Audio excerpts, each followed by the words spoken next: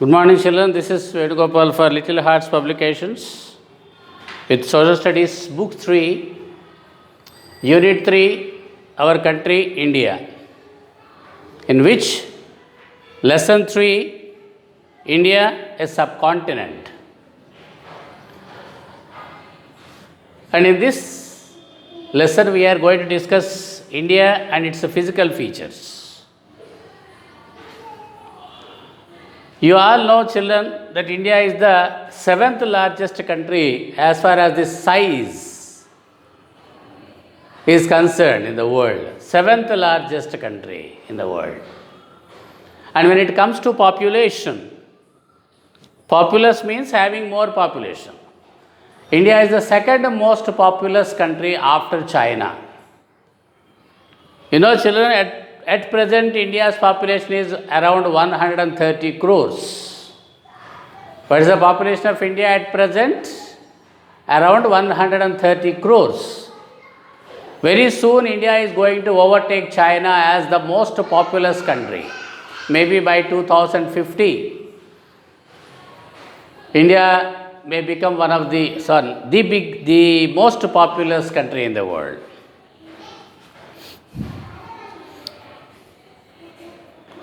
And along with this, India's physical features, India's national symbols, we are going to learn as a part of this lesson. Earlier in the previous lessons, we talked that India, you can see there,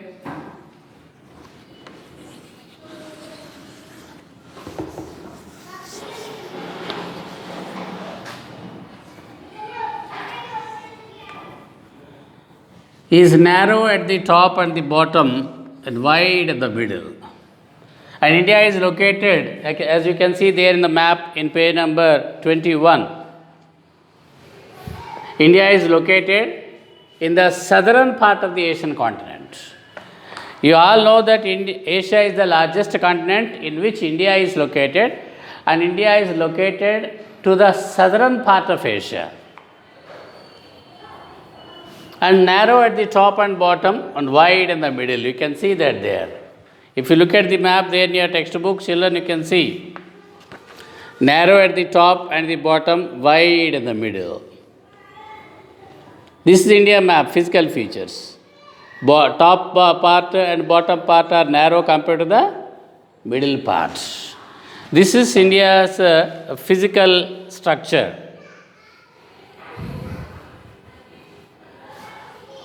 And if you look at that, in the eastern part, we have got the Bay of Bengal.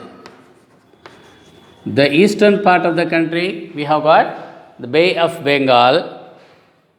Arabian Sea there on the west. Arabian Sea on the west. This is west, this is north, this is south, and this is east.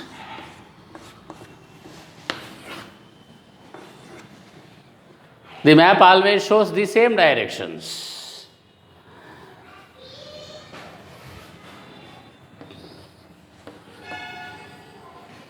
So east, Bay of Bengal, west, Arabian Sea, the north we have got Himalayas,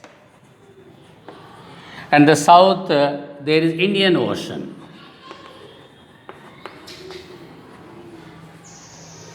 Indian Ocean on the southern side. On the south side, what do we have? South side we have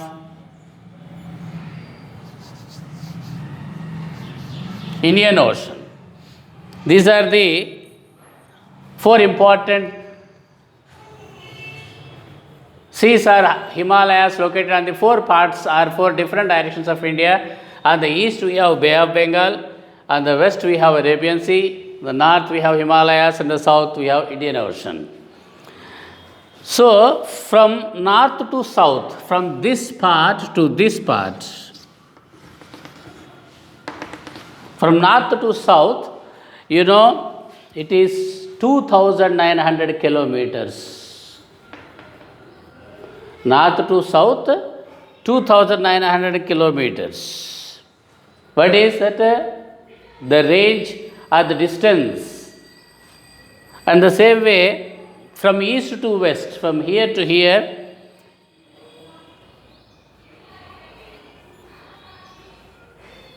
so north to south, it is 3,200 kilometers.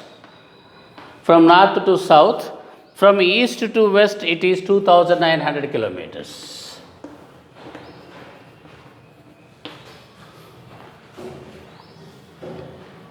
So, India's land frontier is about 15,200 kilometers. Land frontier means on three sides we have only seas or oceans. On the other side only we have got land area. What is the land area? What is the measurement of that land area? What is the extension of the land area that we have got? 15,200 kilometers. And India's coastline, from here, this is all coastline only, along the Arabian Sea, along the Bay of Bengal and the Indian Ocean, this is all together coastline. It is about 7,500 kilometers. India's coastline is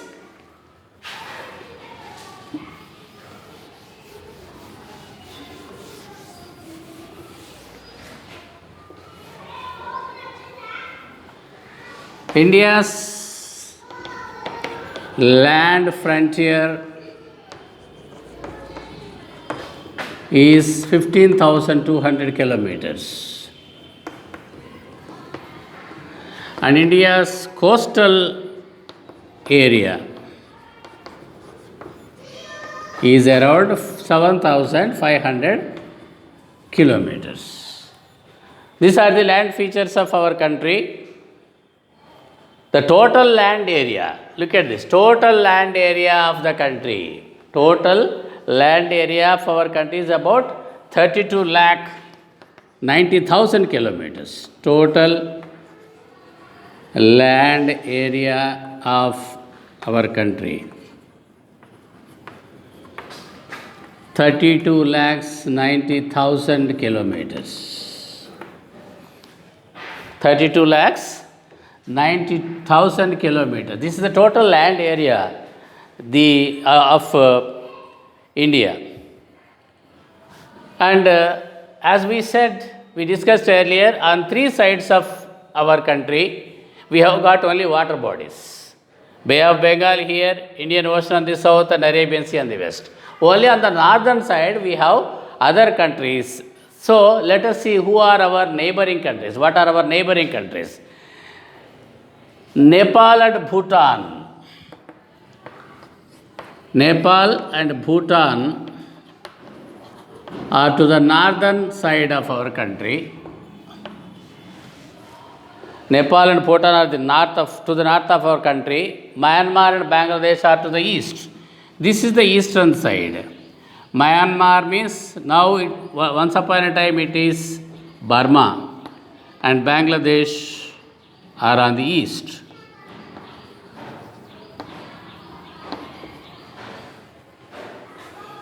Okay, children. Pakistan is to the west. To the western side of north part is Pakistan. Pakistan is located here. You can see there in the map.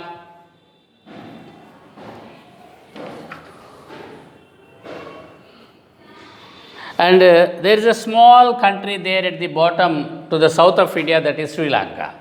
These are the neighboring countries of our country.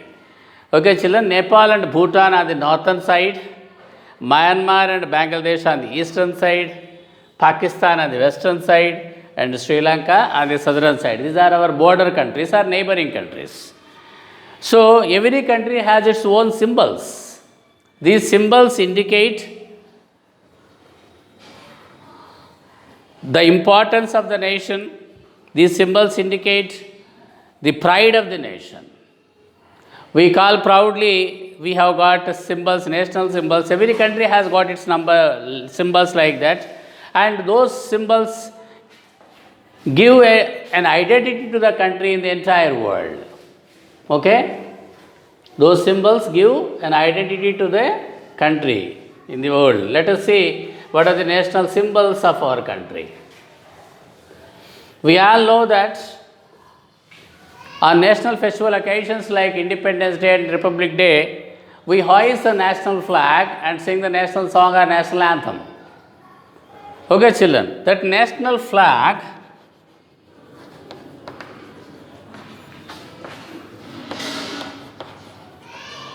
is known as tricolor because it has got three colors.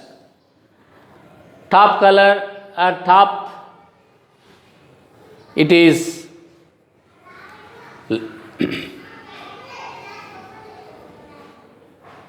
there are three colors to the national flag, that's why it is called tricolor. Tri means three.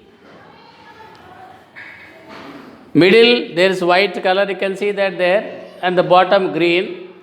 National anthem is Janagana Mana. These are all our national symbols. Our national song is Vande Mataram.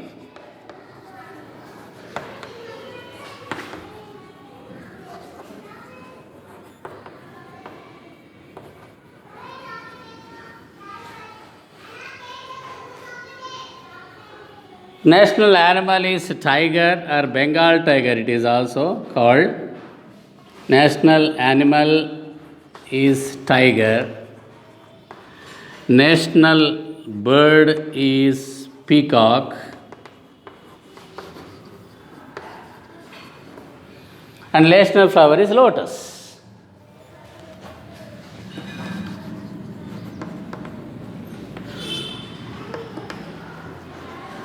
National flower is lotus and our national language is Hindi.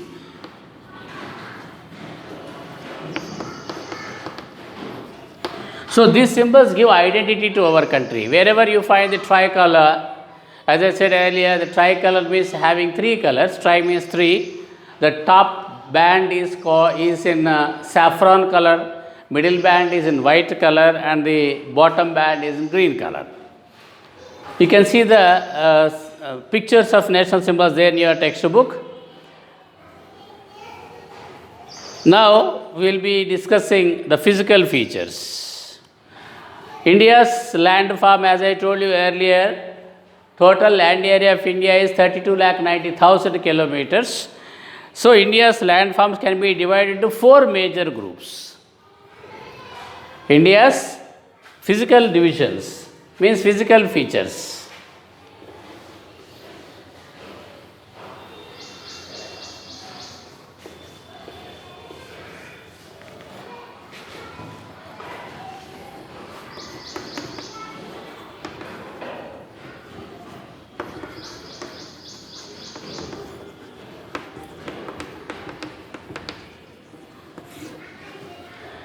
India's land area can be divided into four major groups. First one is the Himalayan range of mountains.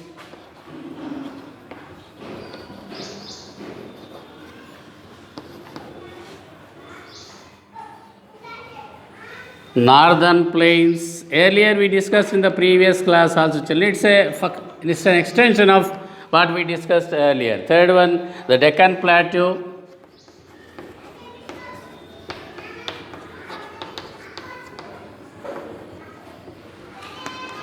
And the fourth one is the coastal plains and islands.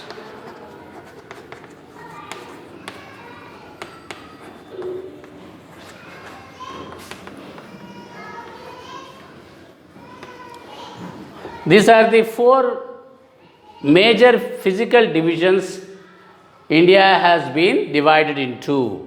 First one, the Himalayan range, the northern plains, the Deccan Plateau, the coastal plains and islands. Let us discuss in detail differently. The Himalayan range, now let us see. Already we discussed this in the previous class also. The Himalayas are located to the northern part of our country. You can see there in the map, to the northern part of the country, Himalayan mountains are located. In the northern side of, there are three ranges in the Himalayan mountains. As we discussed in the previous class, the Greater Himalayas, the Middle Himalayas, the Shivaliks. These are the three major ranges in the Himalayan ranges, in our Himalayan mountains. The Greater Himalayas, actually in the Greater Himalayas, the average height of each and every mountain is around 6,000 meters. Average height of every mountain in the Greater Himalayas is 6,000 meters. And all these mountains there in the northern Himalayas, the Greater Himalayas, are always covered with snow. The highest peak in the Himalayas is located in the Greater Himalayas only, the Mount Everest, which is 8,848 meters. Mount Everest, the height is 8,848 meters. The highest peak in the Himalayas. And of course, not only in the Himalayas, it is highest peak in the world itself. And this Mount Everest is located in Nepal. You can see Nepal on the border here. Very small, you can see that a small country there in the location. This is also known as a Himalayan country. Earlier it was a kingdom. Now it is a democratic country, and this Mount Everest is located in Nepal.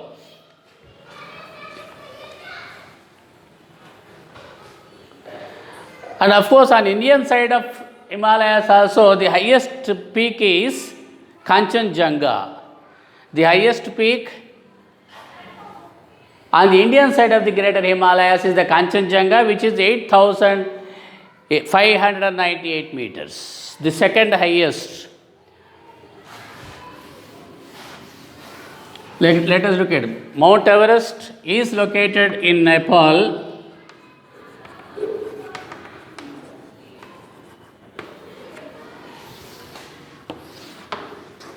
Kanchenjunga, which is 8,598 meters in height. 8,598 meters in height is located on the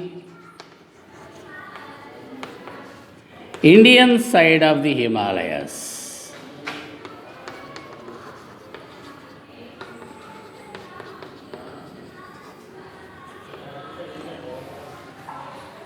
That means this is the second highest peak in the Greater Himalayas. Now the Middle Himalayas, just below the Greater Himalayas, we have got Middle Himalayas, second range of mountains, the Himalayas. The average height here of each and every mountain is 4,000 meters. The average height of mountains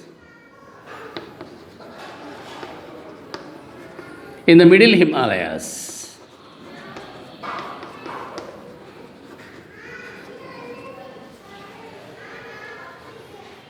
It is 4,000 meters. They are called Middle Himalayas. The mountains have thick forest cover, and the difference between the Greater Himalayas and the Middle Himalayas is Greater Himalayas, all the mountains in Greater Himalayas are always covered with snow. The Middle Himalayas are always covered with thick forests, very thick forests. And what are the important valleys there in the Middle Himalayas? Himachal and Kashmir Valley are located in these ranges. Two major valleys of India are located in the Middle Himalayas. What are the two major valleys? One is Kashmir Valley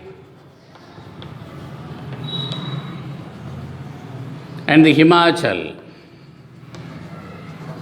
These are located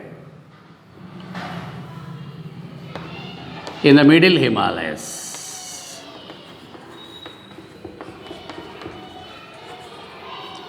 These are the two major valleys. Now let us go to the third range of the mountains, which are called Shivaliks. The Shivalik mountain ranges, the third type.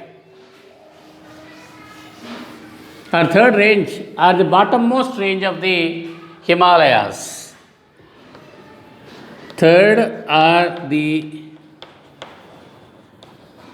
bottommost range of the Himalayas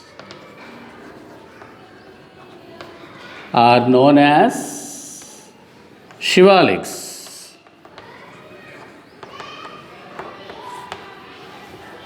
This is the bottom portion of the great Himalayas. And the average height of the mountains here is just 1000 meters. Average height of the mountains.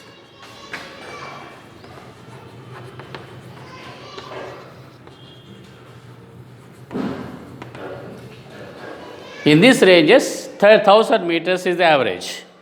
Many rivers such as the Ganga, the Yamuna, the Satluj, the Brahmaputra and many other rivers originate in the Himalayas. We discussed in the previous class also, children, most of the perennial rivers in India like the Ganga, the Yamuna, the Satluj, Brahmaputra, all these rivers take birth in the Himalayas. Originate means what? Take birth. They start from the Himalayas. And these rivers flow through the plains. What are called plains? The plains are the areas which don't have any mountains or hilly regions. They are flat areas. And that is the next physical division of India, that is northern plains, about which we are going to discuss now. The northern plains are very fertile. Why? Because fertile means what?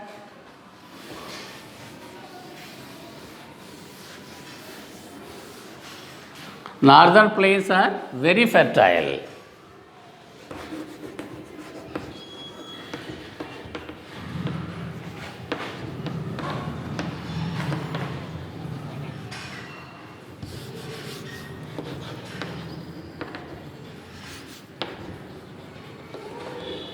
Very fertile means suitable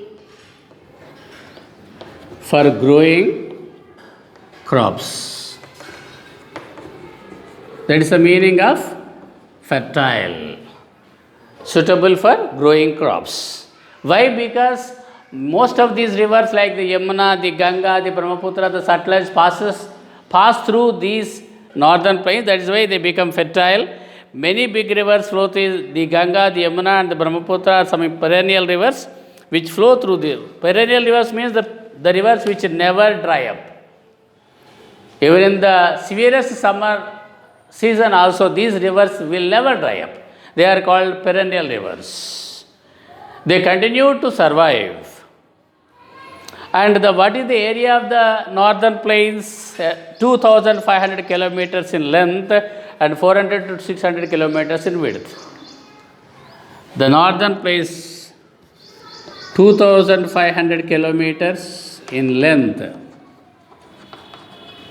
and 400 to 500 kilometers in width. The northern plains. The range of the northern plains. So that means these northern plains occupy around 1/3 of India's land surface. Occupy 1/3 of India's land surface. India's 1/3 of land surface is occupied by these northern plains only. The weather in these plains is extremely hot in summer and bitterly cold in winter season. Extreme weather conditions you can see there in the northern plains. When it is summer, it is extremely hot there in the northern plains. When it is winter, it is extremely cold. So extreme climatic conditions we can find there in the northern plains. So now the northern plains are separated from the south. Already I told you, northern plains located to the northern side of India, they are separated from the southern plains by Vindhya mountains. These northern plains separated from the south by Vindhya mountains.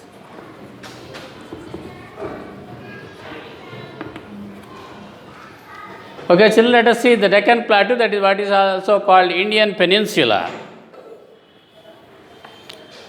The northern plains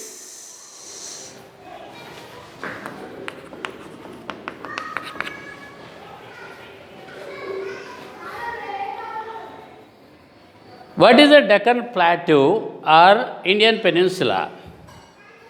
A plateau is a large highland which is flat. Suppose a flat land located on a hilly area. Suppose there is a hill. A flat land is located on this, like this. This is called a plateau.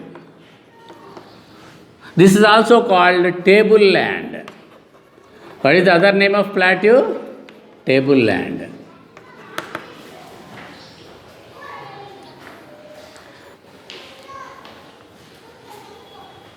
Okay, children.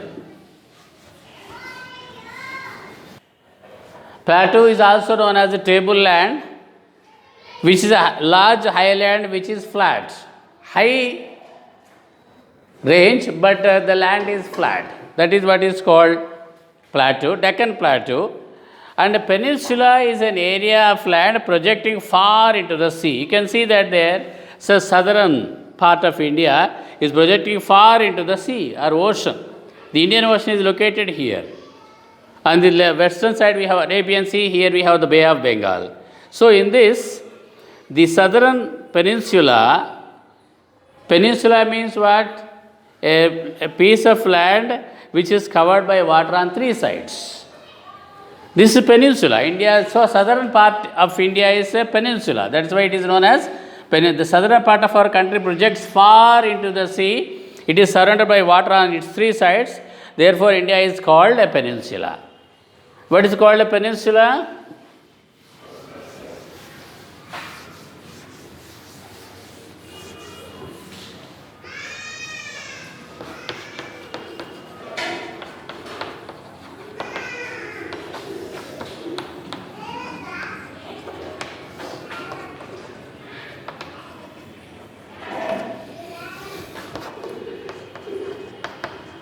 Plateau is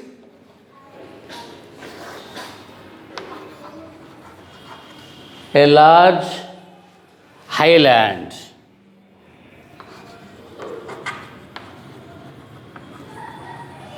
which is flat,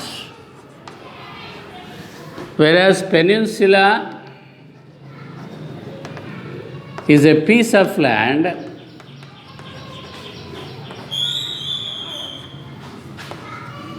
surrounded by water on three sides.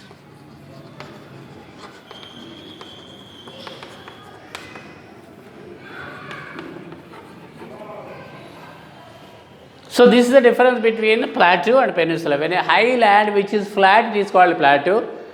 As you see there in the picture, the southern part of India, means the bottom part of India, projects far into the sea, and it is surrounded by three sides, by water on its three sides. This is why India is also known as a peninsula. This land is high and is located to the south of the country. This is south of the country. Bottom part of the country is the south. Therefore, it is called the Deccan Plateau. The Deccan means nothing but Dakshin or south. Deccan is nothing but Dakshin, the direction, or which is called south in English. Because it is located to the south of India, it is known as the Deccan Plateau. It is about 500 to 1300 meters above the sea level. What is the range of this? 500 to 1300 meters above the sea level. The Deccan Plateau is located about 500 to 1300 meters above the sea level. And it is divided by two mountain ranges, the Eastern Ghats and the Western Ghats. Eastern Ghats onto this side, eastern side, and the Western Ghats. So, the Deccan Plateau is divided by two mountain ranges, the Eastern Ghats and the Western Ghats. The Aravalis, the Vindhyas, the Satpuras and the Nilgiris are the other major mountain ranges in the Deccan Plateau. What are the other mountain ranges here?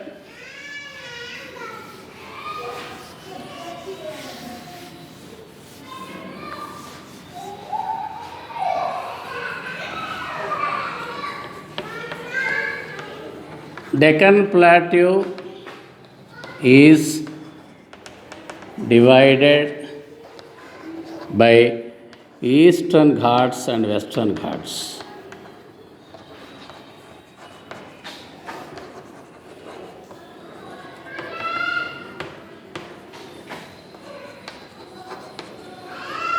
And the other mountain ranges that you find in this Deccan Plateau is the Aravalis, the Vindhyas,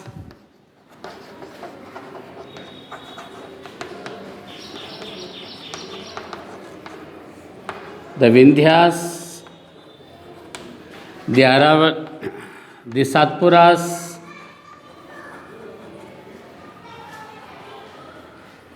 and the Nilgiris.